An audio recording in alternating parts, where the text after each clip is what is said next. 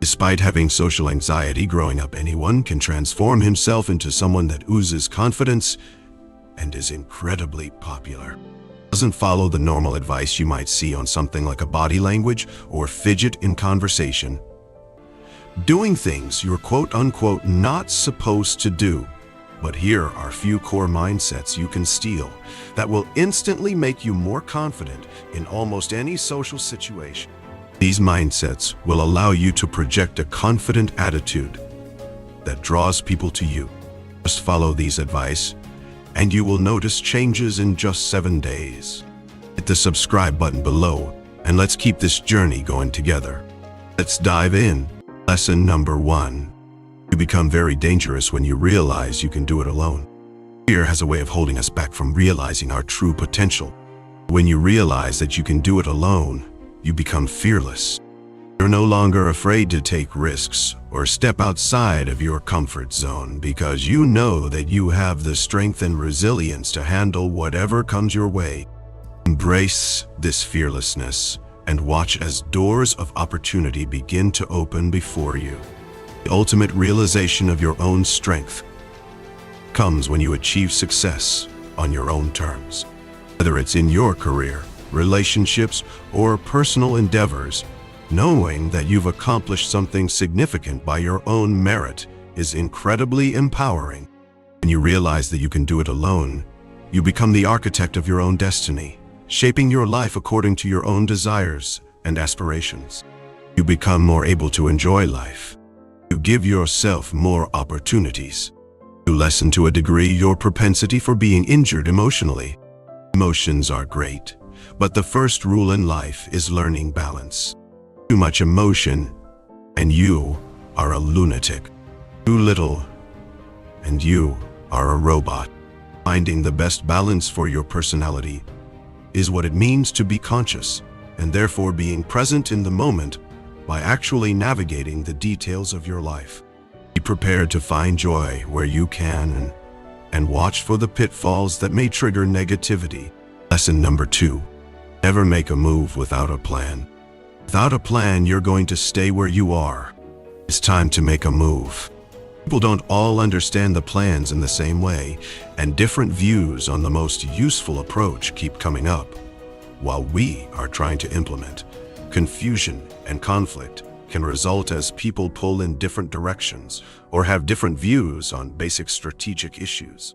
Planning and evaluation must be participative. Everyone who must make a key contribution to the work of the organization should be included. There are 2 key reasons for this. Firstly, it enables you to draw on different ideas and experience to make better decisions. Secondly, it allows you to build commitment to these decisions by including all those who will need to contribute to the successful implementation of the planning decisions.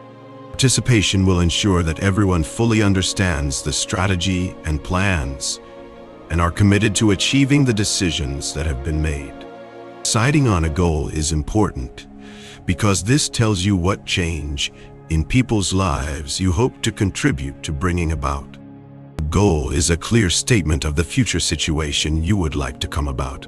Goals are usually longer-term aims that your organization cannot hope to bring about alone, but will make a significant contribution to helping bring about. They tell us why we do what we do.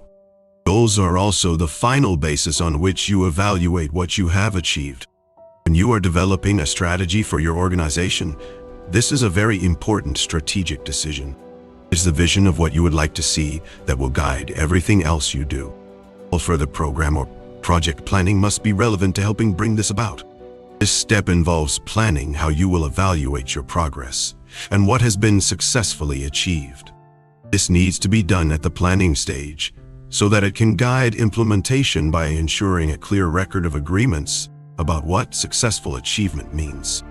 It helps to clarify the plans by making sure that everyone understands what you intend to achieve in the same way. It also ensures you have a clear and agreed basis for assessing what was actually achieved and your progress along the way. If you have followed the systematic approach to planning outlined in the earlier section, you will already have a very useful basis for monitoring your progress and evaluating your achievements. Lesson number 3. Learn all the necessary things to survive. Physical fitness goes without saying, but a badass needs to be capable physically as well as mentally. This means spending time building up your strength, endurance, and aerobic capacity. Most effective ways to do this include weightlifting, calisthenics, running, and other cardio-intensive sports. Car maintenance. Personally speaking, I don't give a fuck about cars. I know plenty of people who do, and more power to them, but they've just never interested me. With that said, I still absolutely believe that you should put some time into learning basic car maintenance. By this, I mean changing tires, checking oil, and performing basic diagnostics. Martial arts. A lot of people will have a strong reaction to this one. Some people love the idea of learning martial arts and will be all for it, while others see it as pointless, under the idea that you should always avoid fighting anyway. Hunting and fishing. Though this may be a controversial one due to the inherent violence, I do believe that men should know how to hunt for food for several reasons. First, just like with car maintenance and martial arts, you never know when you might need it. You hope you'll never have to use the skill, but if you need to, better to be ready to go. Social skills, persuasion. Essentially, persuasion boils down to understanding the other person and convincing them that it's in their best interest to give you what you want. In a negotiation, this means presenting the deal as win-win. Both parties benefit from the deal. In sales, this means showing the person that the benefits of the product or service will outweigh the money they would have to spend to get it. On a date, this means showing the woman that she'll have a better time with you than without you. Lesson number 4. Master the enigma. Embrace mysterious charm. Cultivate a sense of intrigue through mystery. Mystery lies at the heart of allure. To become the enigmatic figure that women desire, one must cultivate an aura of mystery around themselves. This doesn't mean being aloof or distant, but rather selectively revealing aspects of oneself while keeping certain parts veiled in secrecy. Leave room for curiosity to blossom by maintaining an air of unpredictability in your actions and words. The art of listening. Listening is a skill often overlooked but crucial in the realm of mystique. By becoming an attentive listener, you not only demonstrate respect and interest, but also create an air of mystery around yourself. Ask thought-provoking questions, delve into deeper conversations, and truly absorb what others share with you. Embracing individuality. Authenticity is magnetic. Embrace your quirks, passions, and idiosyncrasies, for they are what make you unique. By staying true to yourself and refusing to conform to societal norms, you automatically become mysterious in a world where many strive to fit in. Leave them wanting more.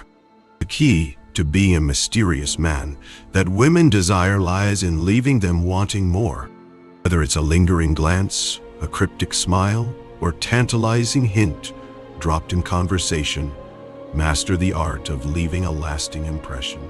Create moments of anticipation and tension, making each interaction memorable and leaving them eager to unravel the enigma that is you.